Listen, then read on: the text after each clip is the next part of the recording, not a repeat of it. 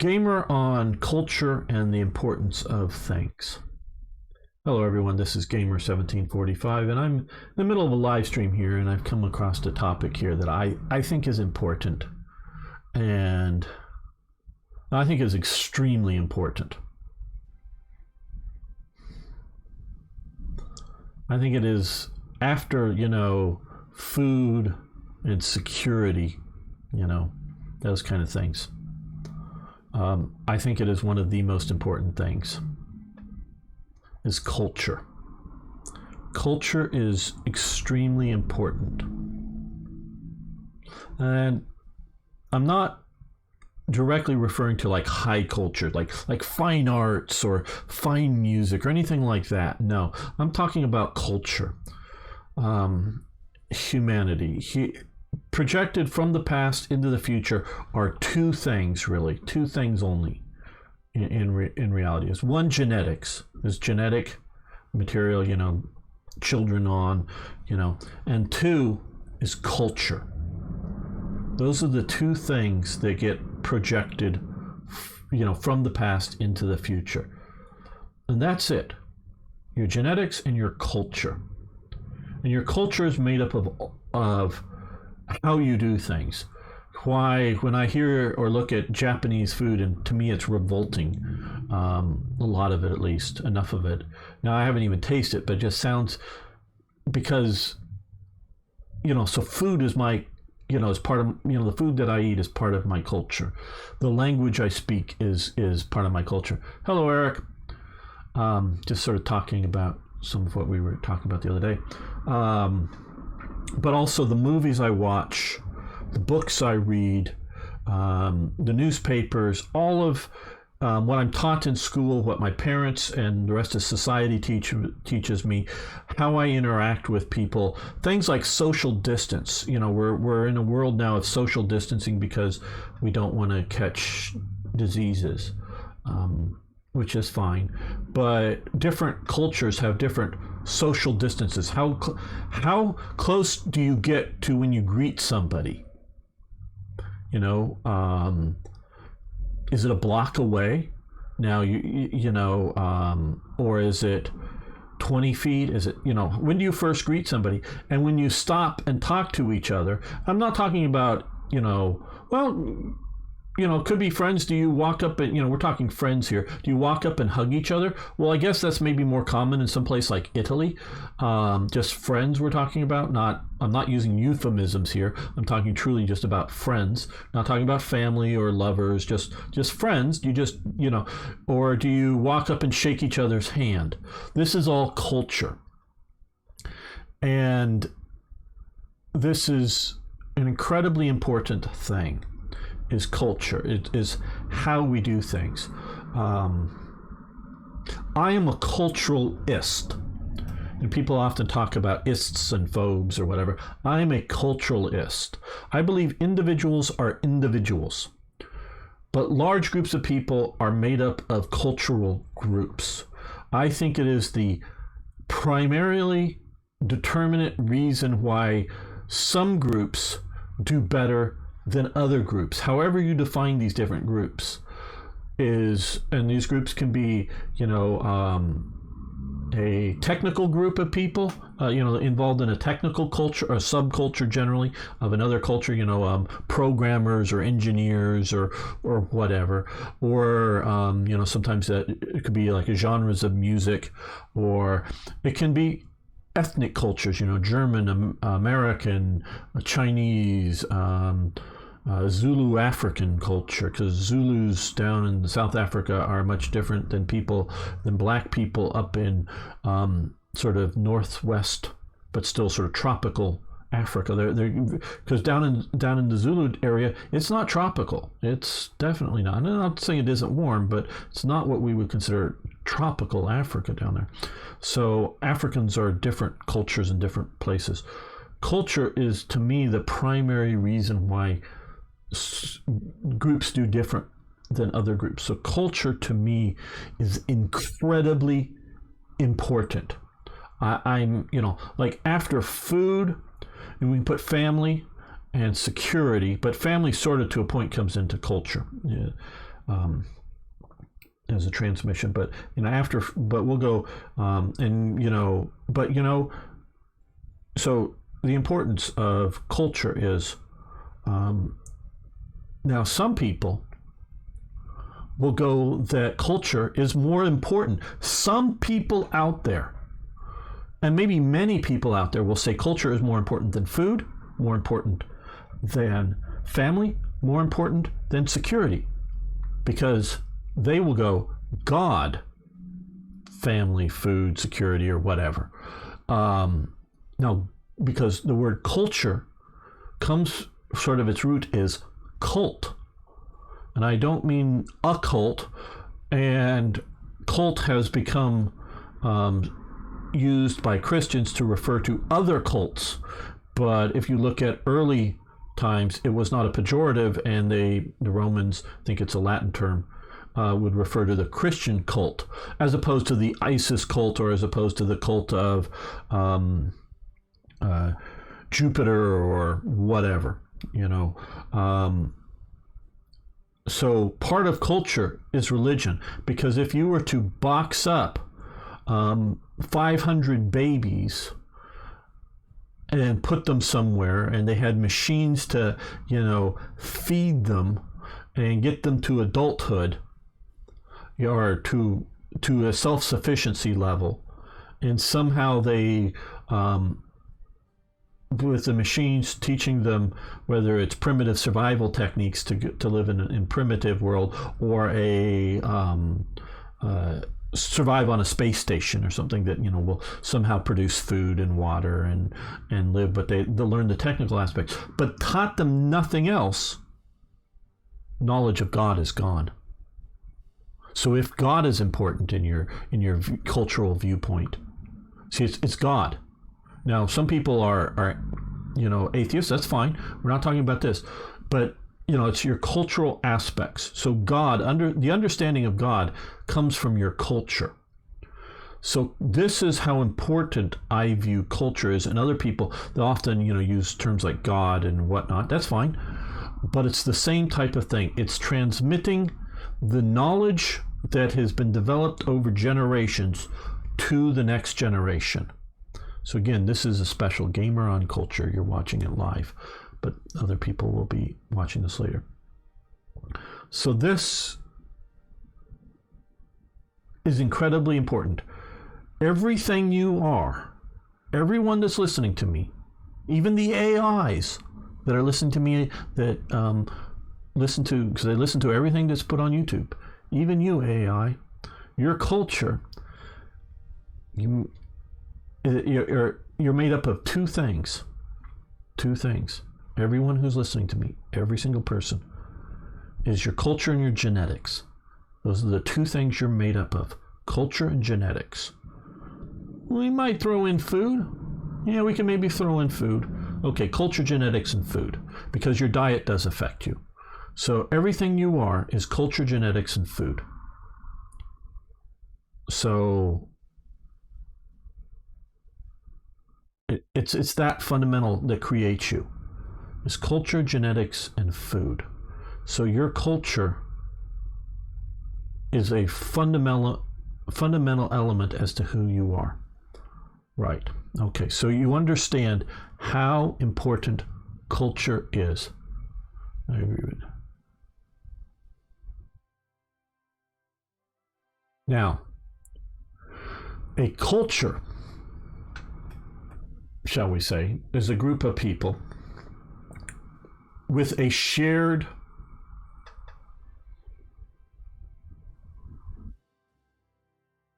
a shared experience. Okay, it's a shared experience. You understand that? It's a group of people with a shared experience.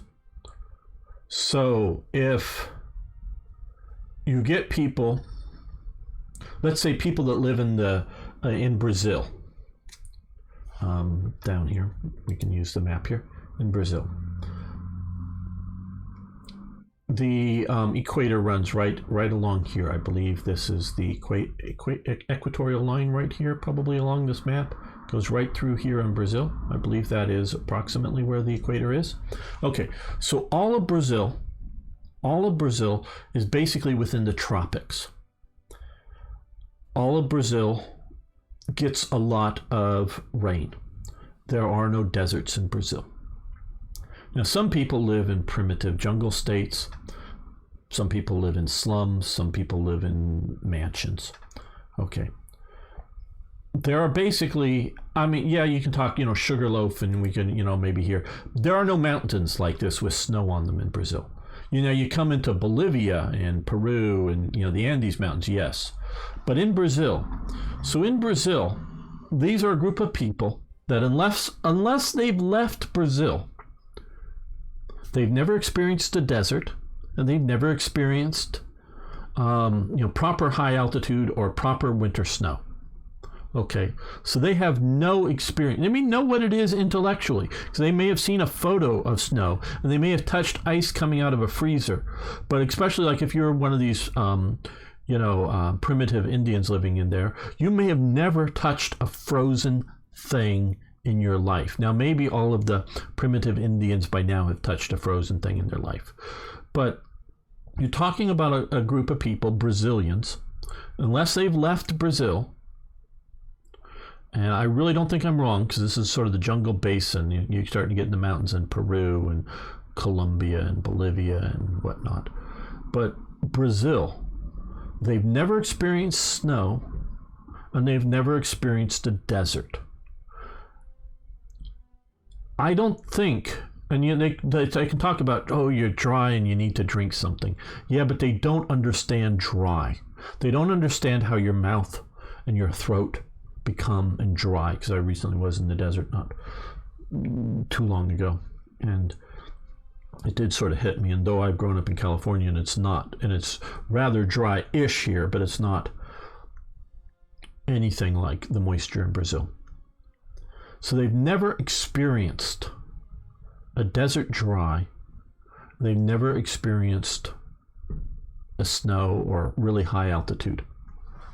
So they don't have this shared experience, okay? Unless, again, that they've left Brazil. So these are a group of people that don't know what snow is, really. Again, intellectually, they may have a concept, but they've never gone and tried to walk in it, live in it, move around in it.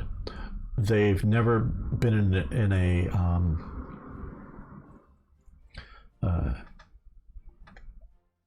a desert.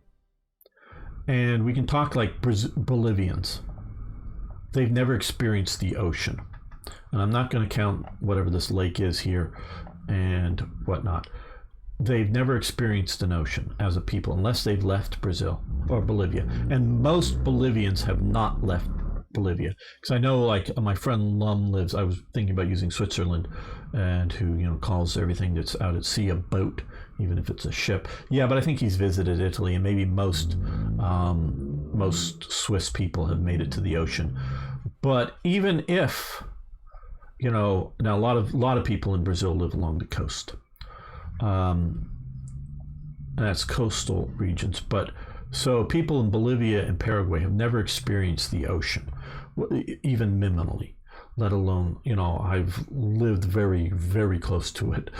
Meaning much of it I could throw a rock, or maybe have to throw a rock 3 or 4 times to get it into the, salt water. That's how close I've lived most of my life to the ocean.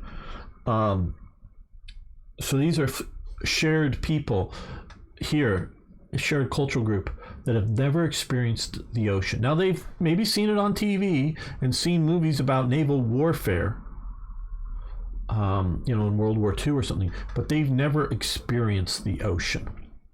So that's a shared identity of Bolivians versus Brazilians. Most Brazilians, live coastally. They have their capital somewhere in here. That's sort of a flop of a city. So shared experience, whether it's listening to the same language, the same physical environment. I'm sort of ignoring chat. Sorry, people, if you're saying something important. I will try to scan through some of that in a moment. And please put your ideas behind what, if you have any comments of what I'm saying, I'd love to hear them. We'll go over them at the end of this. So your shared experience is what creates a culture. Okay? Your shared experience is what creates a culture. Okay, so you understand that term and what I mean by it.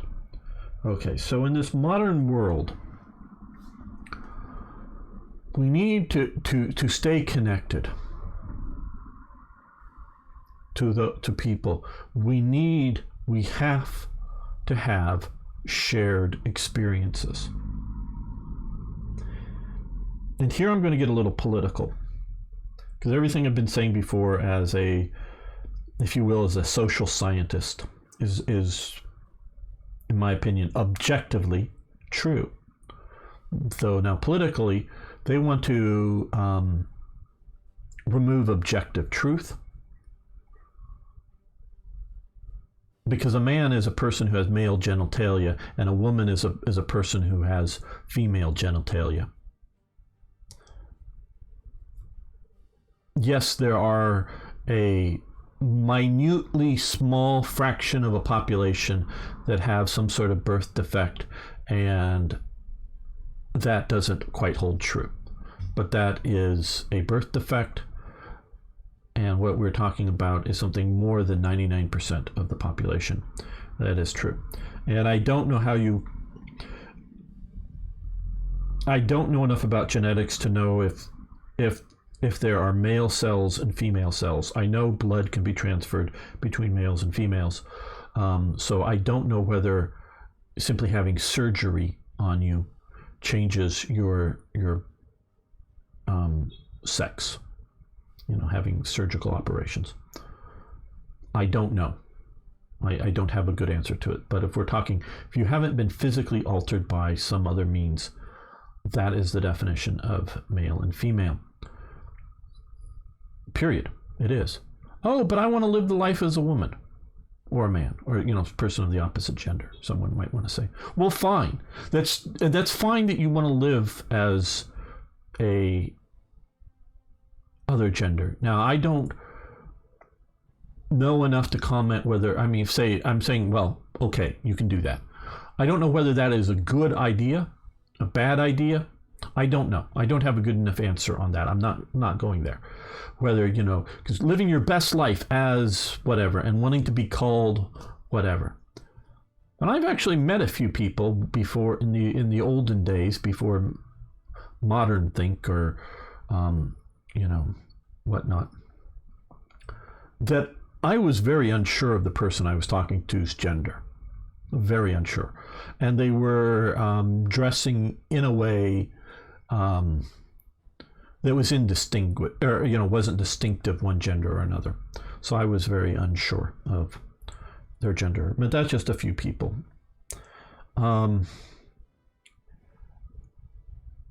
So the modern scientists used to be able to tell the difference between men and women. Modern scientists are afraid to tell the difference between men and women. They're afraid to, literally. They won't make these statements for fear of losing their university grant money or whatever it is.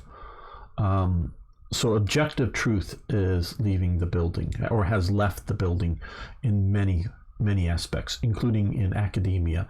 And I don't mean just, social science academia or theater arts academia or something. I'm talking about actual scientific academia. Most scientists probably will not state the clear facts that I just did, for fear of losing their position at their university or other paid gig, for being a quote-unquote hater. I don't think anything I've said is hate. They'll take it as such because that's what they want to label it as. Okay. One of the things these new groupthink people, is they want to destroy our connections with the past. That has been something that has been done Now, it's been done for a long time in human history, but we can definitely see it in revolutionaries. In France, there was definitely, during the French Revolution, there was definitely an anti-clerical, and they killed a bunch of clerics,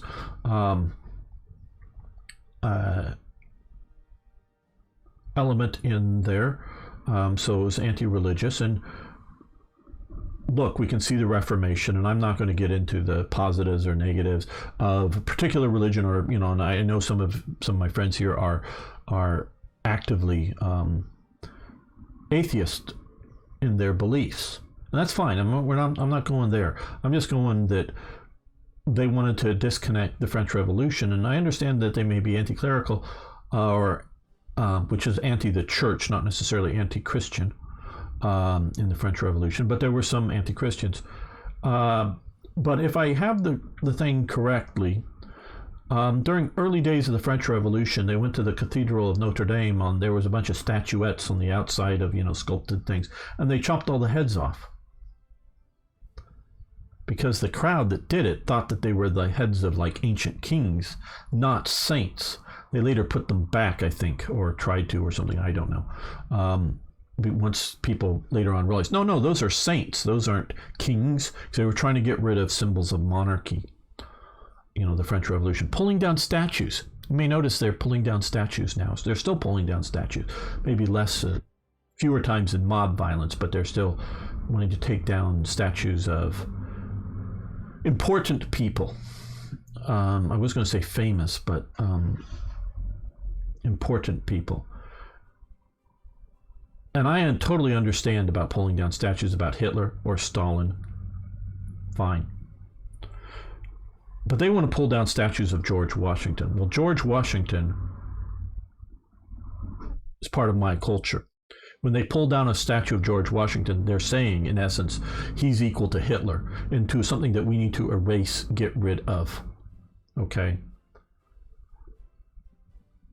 In my opinion, you may want to move a statue of a French king away from the front of a French government building because France is currently a republic. Fine.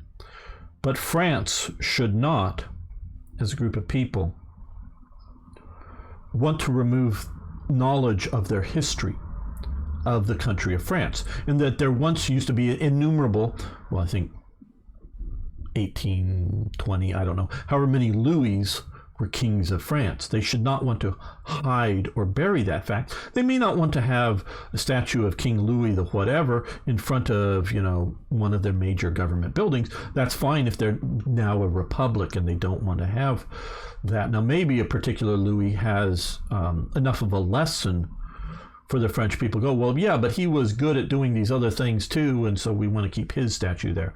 So I understand moving, which may be termed removing, but moving statues from places of prominence to other places of prominence. So it could, because now I notice that from places of prominence to other places of prominence. So you might want to, in Paris or someplace, go, oh, here's the garden of statues of the French kings. Keep it nice, keep it, whether it's tourists or locals can come and get the lessons from the French king. It's just moved away from, the Parliament building or the, French president's building, particular away from particular buildings, but put them over some other place and go, hey, these are our previous leaders, and put them up there. And I keep them in places of prominence, but maybe moving them away from the best places of prominence or something like that, because it is a contiguous culture. So shared historical experience. And no, statues are not the point of this talk, but they are a symbol of what the left, what the radicals want to tear down and destroy. They want to be like the French Revolution. They want to be like the Soviet Revolution. They want to be like the Maoist Revolution. In my opinion, and there's a lot of, no, there is no critical race theory. No, there's no critical race theory. They keep saying there's no critical race theory. We could say, me does think the lady protests too much. All these people that want to prove that there's no cancel culture. if it wasn't something apparent, there wouldn't be any need to try to disprove it. So obviously there's critical race theory. Critical race theory is using basically Maoist tactics. It's Maoism in its tactical use, and that they want to destabilize every person out there. So everybody's in the wrong. Just how wrong are you, and how much do you need to apologize to the group? That's sort of the Maoist tactics. So with whatever critical theory or critical thinking or whatever they want to call it, which, well, critical thinking sounds good. Well, it's just an earlier term for Marxism. These revolutionaries, and whether they're not all out there trying to create a leveling Marxist society, but they're all trying to create a new society. To some degree, what Hitler was trying to do, definitely what Stalin was working on. Stalin's regime, from day one that Stalin is in power, is attempting to erase Russia. From day one, he wants to get rid of Russia. And part of Russia is the church. If you talk to every single Russian the day before the October Revolution, a massive aspect of what is Russia is the Russian Orthodox Church. Okay, he wants to erase that. Now, he knows he can't erase it overnight. The one group of people that try to do it is Pol Pot in Cambodia, and they literally kill off like 1/3 of the population, millions of people, and it got so bad that the Vietnamese communists are going like, these guys next to us are so fucking crazy over here in Cambodia, we've got to invade. So eventually the Vietnamese communists, there's just now the VA or whatever, Vietnamese army, no longer North Vietnamese army, invades Cambodia to put a stop to the killing fields. Now, Pol Pot, I don't know if there's still, for years and years after that, there's still a Pol Pot guerrilla movement in Cambodia, and there was a anti-communist guerrilla movement, as well as the communists that were in power that were, I don't know if they were later on puppets of Vietnam, but they were the non-Pol Pot communists, the less insane communists of Cambodia, if you will. But so most of these leaders realize that you cannot totally erase things overnight or ever. But Stalin is trying to erase Russia. That's clearly what he's doing. Not trying to erase the Russian language, not trying to, like the Nazis, trying to erase the Russian peoples genetically or anything like that. He just wants to erase the idea of Russia. Until mid to late 1941.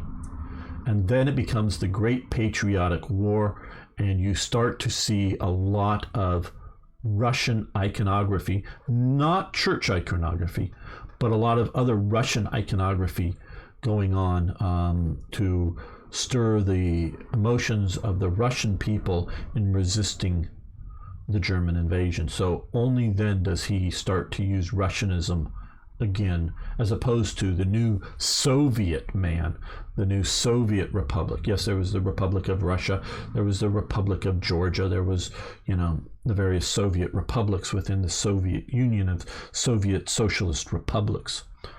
It was just going to be one of, many various ethnic groups, but the idea of Mother Russia was going to be gone. So that's what they want to erase. That's what this leftist movement wants to erase. If you do not understand that,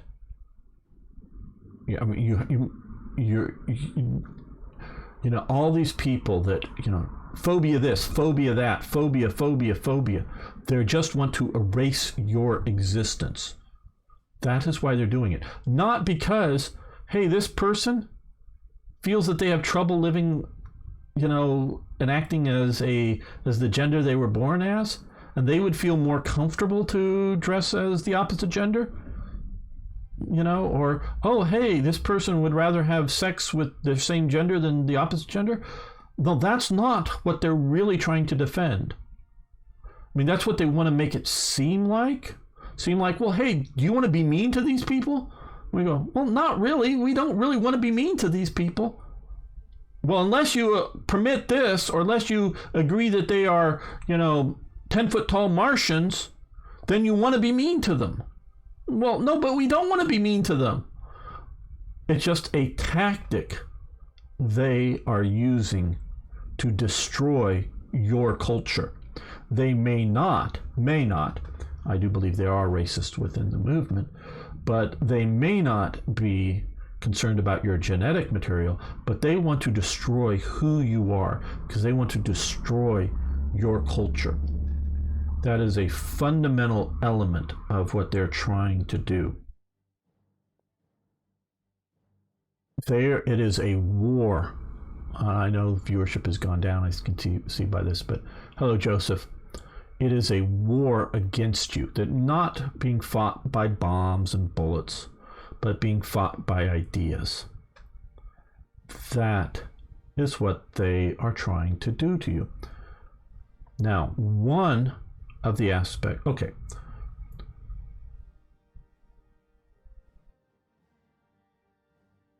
Most Americans, I would say, I'm going on a little shaky ground here, but most Americans at the time of the, we'll use the British term for it because I think it's more precisely correct. At the time of the American War of Independence or the American Revolution, use the American term for it, because I don't think it's revolutionary at all what they were doing. And it was an independence movement, not a revolutionary movement. Most Americans could read and write. That is not the case in Britain. Lots of Britons could read and write, but it wasn't most. But I would say most Americans. Now, the reason because there were a lot of Brits still coming over, so I don't quite know. But most Americans that were born and raised in America could read and write. Now, they couldn't necessarily do it well, but they could do it. And most American homes, from the time of independence at least, because then you've significantly cut off incoming British for some time, and a lot of the Britishers flee, those that want to stay British.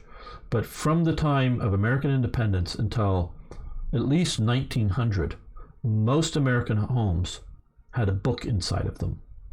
That was a Bible. Most Americans could read and write. Not all. I'm talking a majority, not like, so maybe like 40% couldn't or something, but more than half could read and write. And more than half of the homes had a Bible in it. So it was a shared object that they read and wrote from. I mean, they learned how to, they read and they learned how to, write by reading the Bible. And no, this isn't a religious idea here or tract. It's just talking about a shared culture. And it was obviously a Bible written in English. So they knew the Bible stories. So they often made references, shorthand references, to things in the Bible. Not because they were trying to be religious, just like, hey, it's sort of like, this event or that event in the Bible, because they, you're presuming that most of the people you're talking to had read the Bible. So it is a shared common experience. That's all I'm talking about here. So any of you, I don't know if in chat you are starting to feel that I'm being preachy about religion. I'm not. I'm just talking about the idea of a shared common experience. So you can sort of see that, and as Parno was using the term Snake Plissken or something, and Beam Slam got the reference to him earlier on, that having these shared common reference points in culture, that we can talk to each other. Sort of like we've all, let's say if we've all experienced snow in our lifetime, and we can say something, it's as cold as snow or something like this, and everybody will know what you mean. And if I say that in Brazil, again, they won't necessarily know what you mean. Now, maybe they've touched some ice, obviously. I don't know, because there's a lot of very poor people in Brazil that, I'm not saying they don't touch ice, but, okay, ice is sort of cold, but that's not like being out in the snow, being wet and miserable in the snow, and getting, cold like that. They don't have that reference. They may intellectually sort of kind of get it, but they don't have that shared common cultural reference. So you need to have those shared common cultural references to have a culture. And I truly believe our systems that are functioning in life today are either taken over or trying to be taken over. And these are all systems. Businesses, schools, government agencies, publishing, whatever. They're trying to destroy our knowledge of shared common cultural aspects. So one of the things I've thought of, and I'm going to move ahead for on some of this, is making some top 10 lists of movies to watch, in hopes that, first hopes that my viewers will watch them more than once and share them and hit the like button to try to break it out of just my collection of viewers here. But even if it's just my collection of viewers, that you will watch some of the movies in the top 10, of whatever it may be, top 10 Navy movies of World War II, or top 10 adventure movies, or whatever it might be, just to give lists of cool movies so that we have some shared common cultural references. Now, I know some of the people here that watch this channel, just about all of you, I figure all of you speak or understand enough English. I interact with a bunch of you. Some of the English is rough on a few people, but that you're here listening to me, you understand English well enough to be enjoying this kind of thing. But I do understand a lot of you don't come out of Americanism, American television, or even American movies kind of thing. You may get some of them that get popular in your country, but a lot of them that you don't. And that's fine. But, Western culture, we can expand and contract the terms of culture. Back in the day when I was a kid, there was a subculture, Valley Girls. They spoke in a certain way, they watched the same movies, they dressed the same way.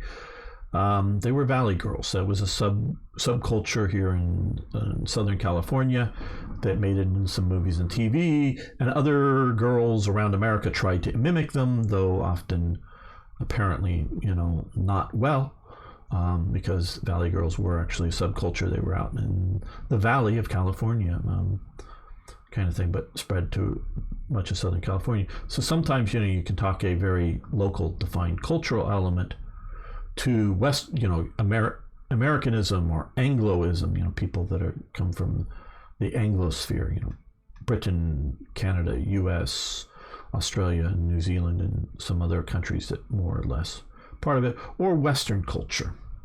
But you can also talk about global culture, some movies, some TV shows, some things, World War II was a common cultural experience, different obviously in the Pacific or Asia than in Europe, and different in the Americas, including North America versus South America. But it was sort of something that was globally happening to everybody, sort of like the global pandemic now. It's a cultural thing that's happening to basically the globe, but it's happening to basically everybody.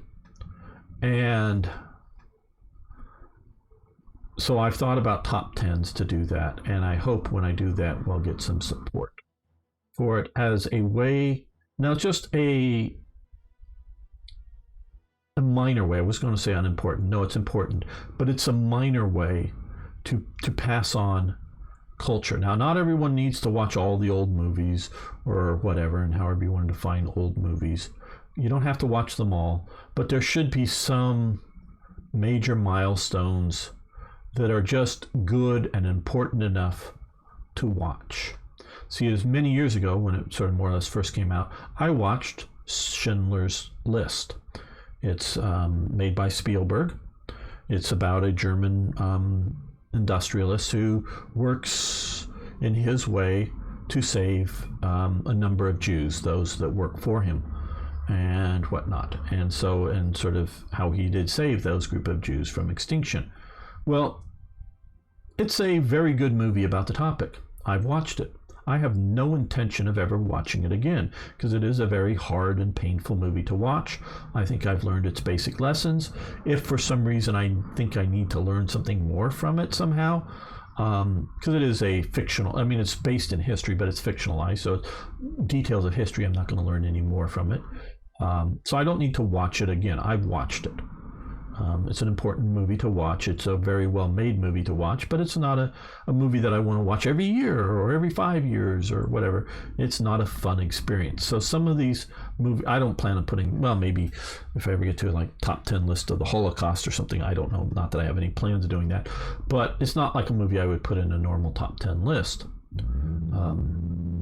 But there may be movies in the top 10 lists that I create that aren't your cup of tea, but maybe you should watch them just because you know what other people, like one of them would be at least the original Star Wars. I mean, you don't have to. I didn't watch that last one of the last sequel trilogy. I watched the first two of it and almost didn't watch the second one. Definitely didn't watch the third one. I don't care about that versions of Star Wars anymore. I don't care about it. But everyone should watch the first Star Wars movie. Now, maybe you just don't like those space opera movies, science fiction stuff, fine. But you should watch at least the first Star Wars and get through it. Now you know what everybody's talking about, and now you can hate it with knowing what it was instead of hating it just from the previews or trailers or commercials for it or something. You've actually watched it and you know why you hate it. But so there are movies like that. Okay, I think that's sort of the point I wanted to make. I want to now check the chat and see what everyone's putting in, and we will talk about what they've done there. So let's scroll up in the chat a bit. Okay, I remember reading a story of the scene where the White House blew up as Americans watching the movie. The cinemas and stood up and applauded. No, Arno. That isn't it. I'm reading. They did not do that. If I'm remembering correctly, Arno, what they saw was a movie that they blew up the Capitol, which is where Congress is, and stood up and applauded. Maybe. If you've ever seen the movie Mars Attacks, and you have that Martian that comes into the Capitol, and they have all the senators and congressmen there, and he pulls out his ray gun and starts killing it all, and the old woman starts to laugh. Yeah, if you start killing off all of our congressmen, yeah, we'll start laughing because we probably want to do the same thing to them. So, first food, what you eat, creates culture, then you build temples. Sorry, going back. I remember. Just trying to go back to the beginning.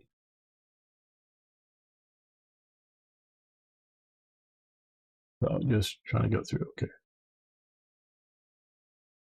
So it's more the Capitol and Congress, not the White House.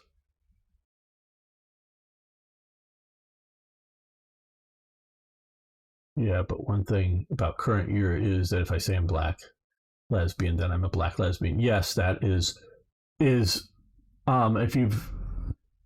an old Shakespeare play. I've watched some Shakespeare plays, but I've watched more modern adaptations. And see, I can say things to those who know things, but all you ignorant people out there, they're not ignorant is not stupid, but all you ignorant, you don't know what I say. It's taming of the shrew. That's what they're trying to do to you.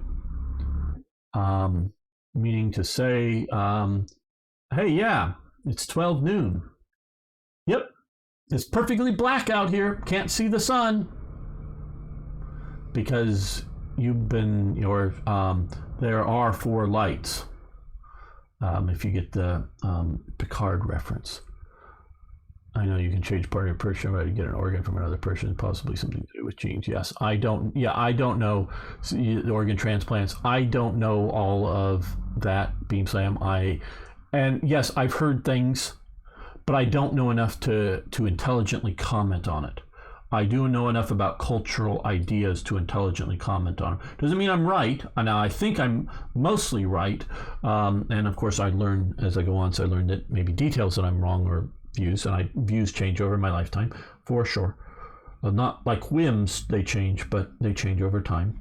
Experience changes my views, for sure. But I think I'm generally right, and I generally have enough knowledge to talk intelligently on culture. Biology and medicine is starting to have problems. Ted Kaczynski's analysis is quite good, familiar. No, I don't know if I got Ted Kaczynski right. Yes, hello, Joseph Smith, if I didn't say it earlier. They're also getting rid of any history, World War I. They're trying to get rid of any history sort of prior to the Civil Rights Movement era. And history is the rights of the Civil Rights Movement and newer. Secret removing great stands made against central powers. So yeah, I know you're a big World War I fan. National religion are wonderful mobilization tools, absolutely. Always seem to miss your live chats. Well, you're sort of here for this one. Joseph Smith? Okay. No cable TV, just the Bible. Meh. The Bible, yes. Yes, I know. Arno is anti-religious. Not just doesn't believe, but he's anti-religious. Something like that. Culture, laws, legends, history. And Crimson, hello. Hello, Crimson.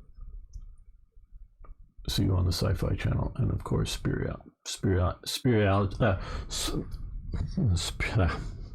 spirituality. I need to take a drink here to be able to keep speaking properly.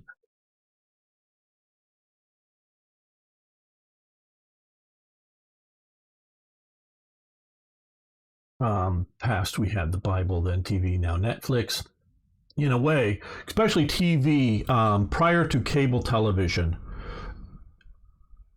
Like in Britain, when I lived there, they did have early satellite TV, and had some channels on that. But basically, there was no www of the World Wide Web. Yes, there was some email. Yes, there was some university Gopher sites and Usenet. But basically, the internet did not exist for the common person. I mean, did not exist for the common person when I was living there. And so there was 4 television channels in Scotland. In the Edinburgh region that I was. So everybody was just about watching 1 or 2 of a nightly news thing, if they were watching the news, or they were reading. Now, there was much more newspaper types, and it used to be in America there were 3 network news things, and just almost everybody watched Cronkite on ABC way back, like during the Vietnam War. And so everyone got the same half hour of news, so they knew what to think.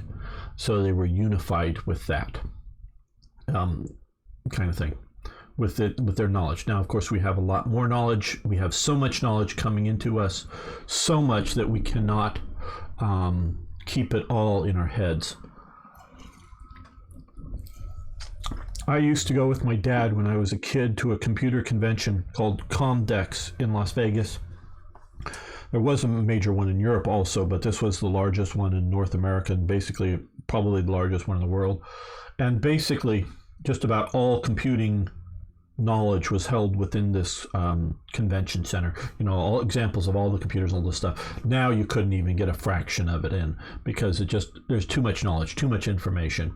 I used to know what was going on, because even just as a kid, not that I was technical on all the details, but I sort of knew what was going on because I would go around and listen to these things and see this stuff. Now it's just too big to do that.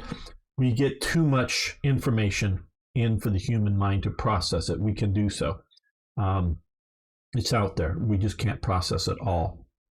So it becomes harder.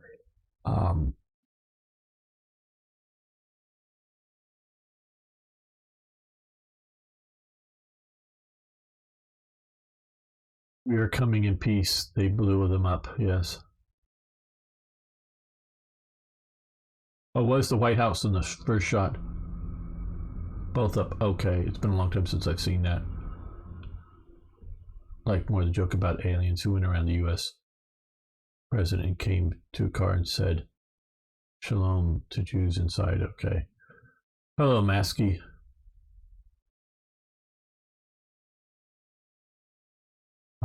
I've just been talking about things. We're going to get to the game in a minute. We'll get to the game here shortly. I was just making a special episode here, which we're still doing. No comments on the subject culture for me. I hear something I disagree on. I'll let you know.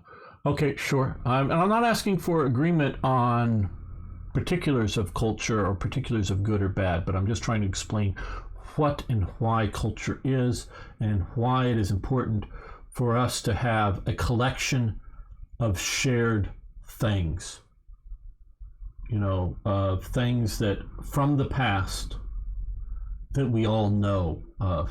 Don't have to agree or like, you can hate the movie Escape from New York, but you should watch that movie.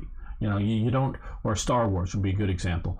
Everyone should watch the movie Star Wars. You can hate it. I'm not saying you got to like it, but you should watch it, see it, and then you know what people is that they like or don't like.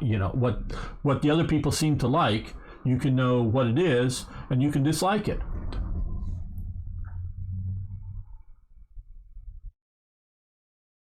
Just don't. Well, you seem to be a bit more. Okay, so we'll get back to here. Actually, okay. So those of you watching, would you please, watching later on YouTube, would you please hit that like button, hit the subscribe button if we happen to reach you, if you're new here, especially if you made it this far. And please share this out. And you, of course, post your comments below on either the idea of top 10 movie lists or of culture. I really do want other people's input. I'm not one of these people that think I know everything and don't want to learn something new. So, yes. Thanks, everyone. See you next time we'll just see you next time.